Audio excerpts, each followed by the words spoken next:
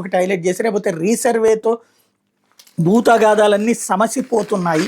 గతంలో పలుమార్లు స్పష్టం చేసిన రెవెన్యూ శాఖ ప్రత్యేక ప్రధాన కార్యదర్శి సాయి ప్రసాద్ ప్రత్యేక ప్రధాన కార్యదర్శి కాకముందు కూడా రైతులతో మాట్లాడాను. రీసర్వే వల్ల మేలు జరుగుతుందని చెప్పారు.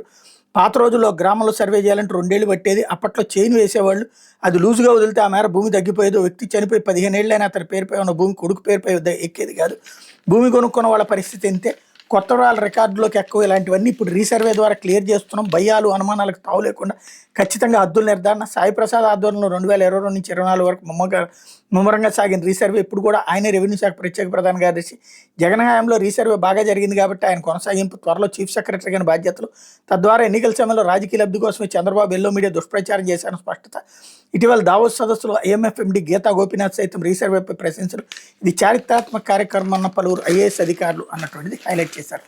అయితే వెలిగొండను కొట్టేద్దాం ఇక్కడ డీటెయిల్గా రాసుకొచ్చారు. అయితే ఏమనుకుంటున్నావు?